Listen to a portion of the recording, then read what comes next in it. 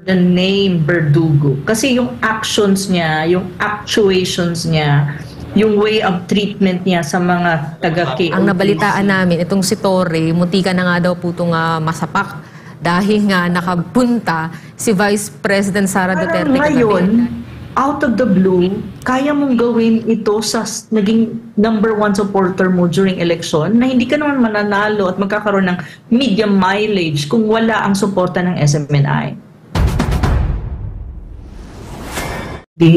Hindi bubuksan or something? Yes po. Na para bang sa inyo ba yung gate? Kayo bang nagpagawa niyan? Pera nyo ba ang pinagawa dyan? Parang ganun di ba? Parang grabe, no?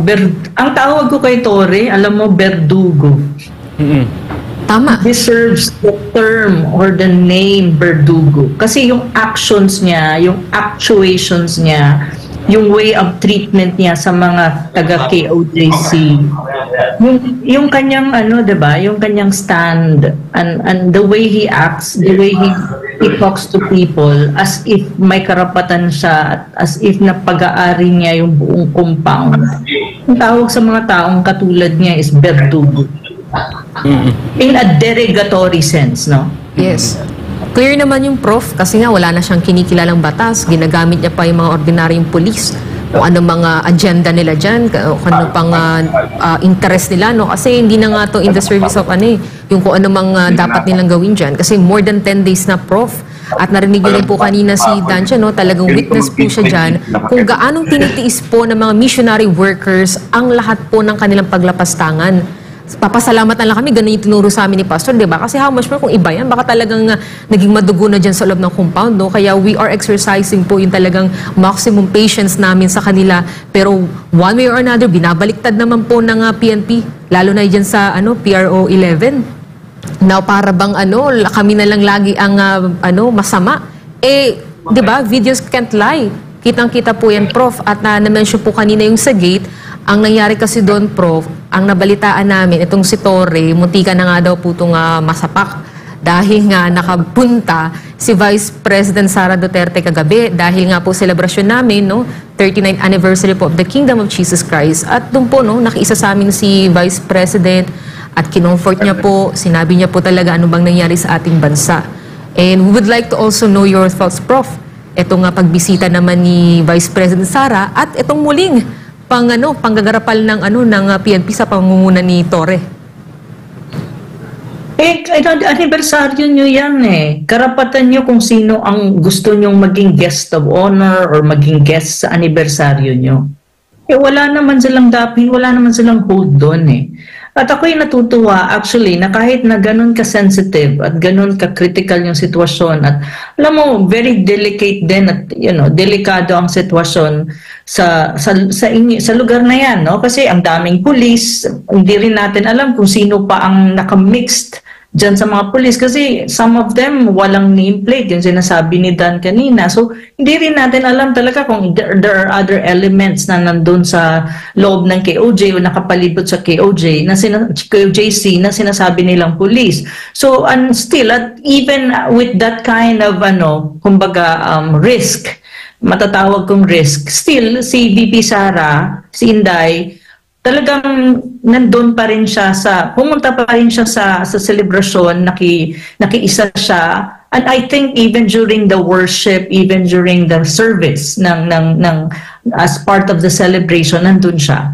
And then nag-deliver siya ng speech. It's just one way of telling you all sa KOJC na though hindi man nyo siya makita everyday na andyan, kasi nga mayroon din siyang laban. Alam niyo naman na may laban din si VP Inday na kinahaharap at sabi nga niya, diba, hindi nga niya maiwan yung OVP precisely because siya din ay under attack. So, makikita niyo yung sinseridad at saka yung taus-puso niyang pakikisa in solidarity sa lahat ng nangyayari sa KOJC at sa KOJC members at kung ano mang nangyayari sa Davao City at the moment. At alam natin na nakikita niya yon at at the same time, sinasabi nga niya, stay strong. At yung ko doon, ang nagustuhan ko is yung paghingi niya ng tawad sa mga KOJC members at sa congregation na na she had a mistake in trying to say na, during election ng May 2022 na hinikayat niya kayo na suportahan si BBM bilang partner niya kasi there was such a thing as a uniteam kuno before, no? So hinikayat niya kayo na suportahan si BBM, iboto siya, at nakita naman natin during election na ang suporta ng KOJC and even SMNI as a media entity, media network, is full blast sa kay BBM. Kaya hindi ko lubos maisip why na para bang of all people, of all media network, ang SMNI lang ang nakasuporta sa kanya during that time. Kasi the whole mainstream media were demonizing him. Correct. So, parang ngayon, out of the blue, kaya mong gawin ito sa naging #1 supporter mo during election na hindi ka naman mananalo at magkakaroon ng media mileage kung wala ang suporta ng SMNI. Totoo yun eh. Kasi andyan na, I was there. I saw it. I was even part of the debate. Di ba? May mga debate yung na stage noong panahon yun. It was actually Pastor Kibuloy. Brainchild niya yung mga debate na yun. And that was even one of the reasons para magkaroon ng platform si BBM. Kasi hindi na siya nagkakaroon ng platform sa ibang mainstream media. So right now, kung i-imagine mo lahat ng ginawa niyo for him during election time, parang hindi ko ma-imagine, parang napakawalang, alam mo yun, walang sense of gratitude, yung taong ganun. Pero on the other hand, na-appreciate ko nga si BP Sara, with all humility and humbleness, humingi siya ng sorry and ng tawad sa lahat ng KOJC members. Kasi nasabi nga niya, pasensya na, sorry, kasi nagkamali siya. Malinaw yun eh. Nagkamali siya na akala niya, both of them, BBM and her, are actually nandun sila sa isang trap, and that's unity and continuity. Ang continuity kasi, very important yun kay Sara. Kasi ang sinasabi nga niya, dun sa isang interview na, after ata yun ng Senate hearing sa Senado, sinasabi nga niya, pumayag din siya na maging VP. Precisely because may iniisip siya na lahat ng naumpisahan ng tatay niya, si former President Rodrigo Duterte, especially the development projects, the infrastructure projects, anything that is good for the country,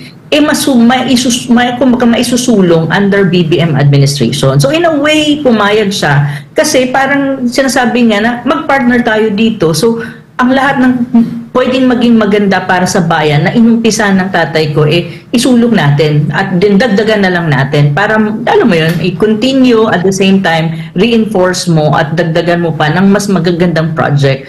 Pero what really happened is the other way around. Kung titignan mo, ang BBM administration is shrouded with so many issues. One of that will be the alleged massive corruption in government. Na hindi lang isang ahensya yan. Look at what is happening to Manila, to Luzon at the moment. Bumabaha na, lumulubog ang Metro Manila. Why is that happening? Ito enteng. Si Karina, nangyari na yon few weeks back. Ngayon, andyan na si Bagyong Enteng or Typhoon Enteng. Makikita mo, no? I mean, lahat itong mga allegations against the current government ni BBM, ni Bongbong Marcos, is now being exposed by the universe, by Mother Nature, by the environment per se. Imagine what is happening in Metro Manila at the moment. Lumulubog sa baha everywhere. Na para bang asan na yung sinasabing mong flood control projects na 5,500 or yung trillions of pesos na nilagay nyo na pondo para sa disaster management and control, and that includes flood control. Bumabaha. This is the second time around na lumulubog ang Metro Manila and other parts of Luzon. So this is a sense, parang ini-expose ng Mother Nature kung ano ang totoong nangyayari sa Pilipinas, especially when you talk about alleged massive corruption. Na kung saan, kung i-connect mo dun yung sinabi nga ni VP na, I'm so sorry, nagkamali ako. Makikita mo yung proof na talagang nagkamali nga siyang suportahan yun. Kasi nga, tingnan mo naman nangyayari sa Pilipinas, massive corruption is just one of the allegations na meron. Marami pa, nakikita naman natin yan. Human rights violation, abuse of authority, abuse of power, nandyan lahat Pero alam mo, there is one thing good kung ba itong humility and humbleness ni VP Sara to admit mistakes. We should not look at it as an issue or like a character of being meek or weak. Actually, no.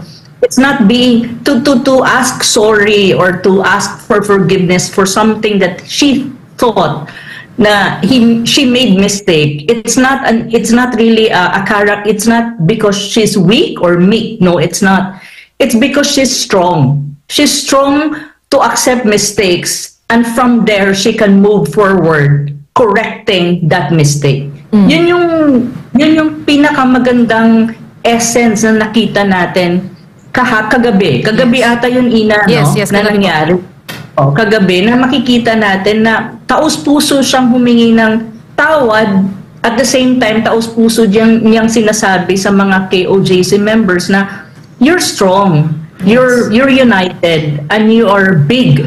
Imagine roughly around 8 million followers of KOJC across the world. Yes. You're not weak, you're really a strong force. Kaya nga kayo, ako rin actually, gusto kong sabihin na happy anniversary sa KOJC, at lagi niyong tatandaan, kaya kayo ginigigi, gurgur na mga yan, precisely because you are a strong force against them. You're a force, ang buong congregation ng KOJC is a strong force for good, for what is good, not only for the congregation but for the country. And you will always stand for what is good against evil or things that are bad. So that's why they are trying to destroy you because of that. So dapat, at alam naman natin lahat na you will stand on your ground and you will not be dissuaded by these things. Though, sinasabi ko rin, talagang mahirap ang pinagdadaanan ninyo at ang pinagdadaanan ng bayan. Hindi lang nararamdaman namin yung pinagdadaanan ng KOJC, pero ito rin ang pinagdadaanan ng buong Pilipinas right now. Yes. It's really a difficult time in our history as a country. Yes. And I hope other people, other Filipinos would wake up and see it for what it is and see the reality. Tanggalin na natin yung piring sa mga mata natin. Yes. Tignan natin ang realidad for what it is. And I think we need to reflect, what is this the kind of country we want? Or is it not? Because if it's not, then we need to do something. Yes. Ganun